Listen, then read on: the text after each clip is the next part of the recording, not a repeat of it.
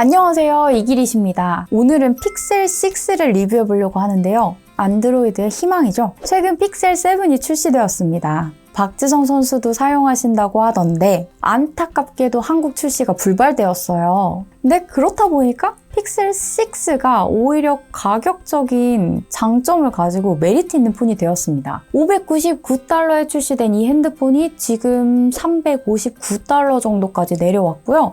관세를 포함하더라도 한국에 들여오면 한 50만 원 선 정도에서 구매하실 수 있습니다. 이 정도 가격이면 정말 메리트 있습니다.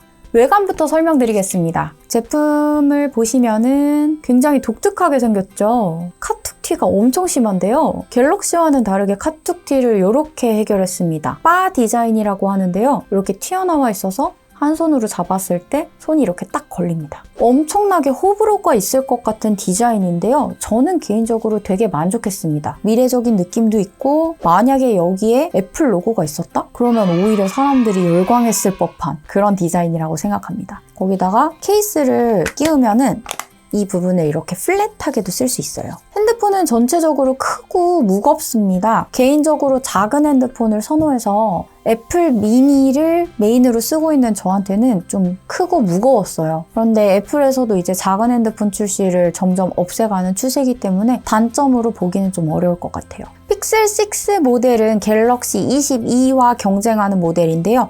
하드웨어 스펙은 거의 동일합니다. 거의 동일하고 차이점이라고 한다면 배터리가 좀 더 크고 무겁습니다. 대신에 오래가죠.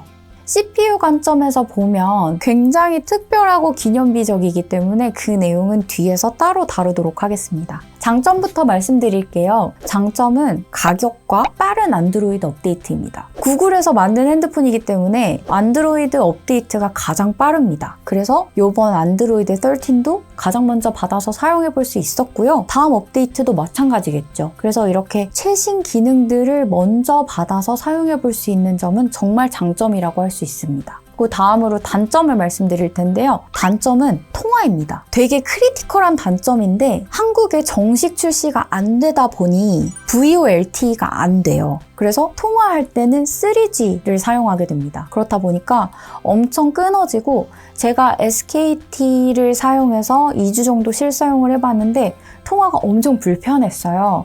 그래서 업무적으로 통화를 많이 하시는 분들은 사용하기가 어려우실 수 있습니다. 보이스톡을 왜 쓰지 않냐? 이렇게 말씀하시는 분도 있을 것 같은데 실제로 쓰다 보면 보이스톡 말고 실제 전화를 해야 되는 일이 있잖아요. 그래서 되게 불편했어요. 요즘에는 전화보다 다른 기능들을 중요하게 여기는 것 같기는 하지만 그래도 전화가 잘 안 되는 핸드폰이라니 굉장히 주객이 전도된 느낌이죠. 그런 단점이 있었습니다. 그리고 다음으로 카메라 성능에 대해서 말씀을 드릴게요. 카툭티가 이만큼이나 됐는데 카메라 성능이 떨어지면 안 되겠죠? 전반적인 평은 카메라가 꽤 괜찮다 이런 평입니다.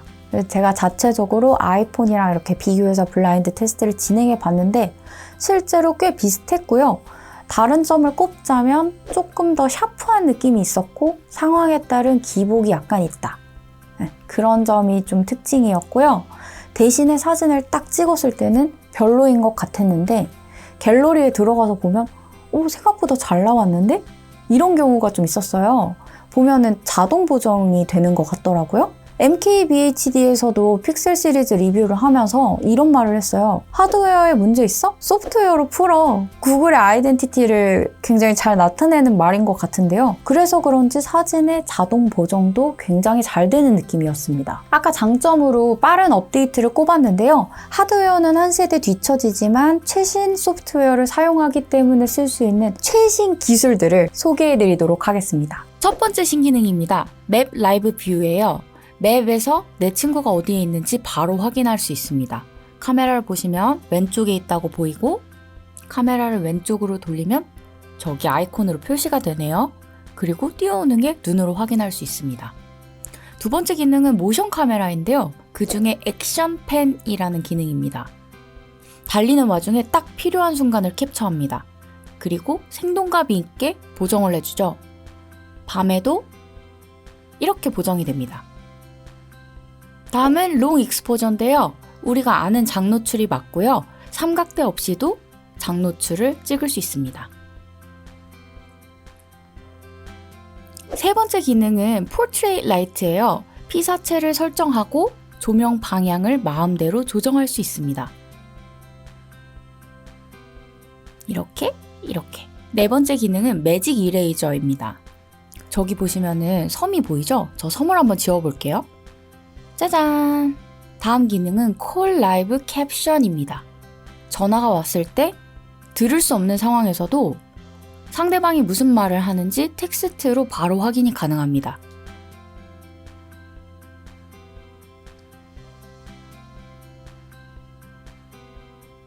녹음된 소리는 텍스트로 뽑아줘서 검색이 가능해졌고요.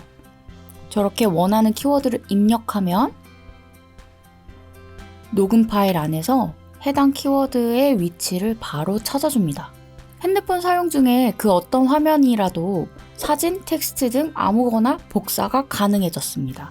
보시다시피 AI 시대를 맞아 다양한 AI 기능들이 쏟아져 나오고 있고요. 소프트웨어 업데이트를 빨리 받아서 최신 기능들을 가장 먼저 사용해 볼 수 있는 점은 정말 장점이라고 생각합니다. 다음 업데이트에 어떤 기능들이 추가될지 벌써 기대가 됩니다. 자, 이제 앞서 얘기한 CPU 얘기를 해보려고 합니다. 구글 픽셀에는 구글에서 자체 개발한 구글 텐서 칩이 들어갑니다. 구글에서 최초로 자체 개발한 CPU죠. 굉장히 기념비적인데요. 지금까지는 삼성의 엑시노스, 퀄컴의 스냅드래곤 이렇게 두 모델이 안드로이드 쪽의 CPU를 담당하고 있었습니다. 그런데 문제는 애플의 A칩하고 성능이 너무 차이가 난다는 점입니다. 너무 뒤처져요. 그래프를 한번 보여드릴게요. 여기 보시면은 오른쪽 가로축이 에너지 소비량, 즉 발열량이고요. 세로축이 성능이에요. 그래서 에너지를 많이 쓸수록 성능이 좋다. 당연하죠. 그래서 이 직선을 따라서 분포하는 게 당연하고 이 직선보다 위로 가면 잘 나왔고 아래로 가면 못 나왔고 이렇게 생각하시면 됩니다. 그런데 여기 위에 여기 두 개 점 있죠? 이게 바로 애플 칩들이에요. 효율이 정말 좋다는 뜻이죠. 성능을 중요시하는 많은 분들이 안드로이드에서 애플로 갈아탄 이유라고도 볼 수 있습니다. 여기서 이런 질문을 할 수 있습니다. 삼성이 정말 큰 글로벌 회사인데 투자를 더 많이 해서 인력을 영입해가지고 개발하면 안 되나? 이런 생각할 수 있죠. 했습니다. 했어요. 자체 설계를 시도했고요. 텍사스에 있는 삼성 오스틴 연구소에서 시도를 해봤습니다. AMD, IBM 직원들 고용해가지고 개발한 것이 바로 몽구스라는 이름의 엑시노스 시리즈입니다. 그런데 몇 년 지나니까 연구원들이 해고됐다는 뉴스가 들리고 몽구스 시리즈는 몽구스 5를 마지막으로 역사 속으로 사라지게 됩니다. 다시 그래프로 돌아가서 여기 보시면은 이 점 있죠? 이 파란 점 혼자 밑에 내려와 있는 이 점이 바로 몽구스입니다.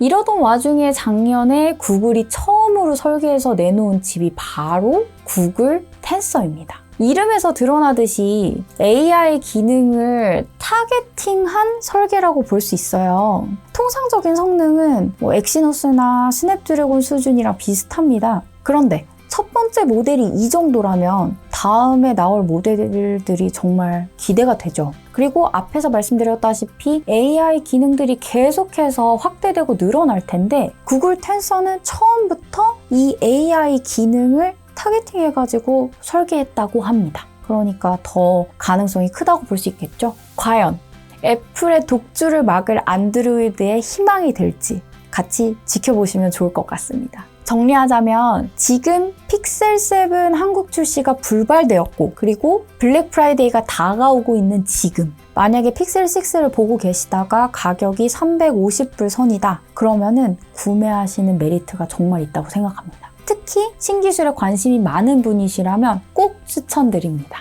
오늘 영상은 여기서 마무리할 거고요. 시청해주셔서 감사합니다.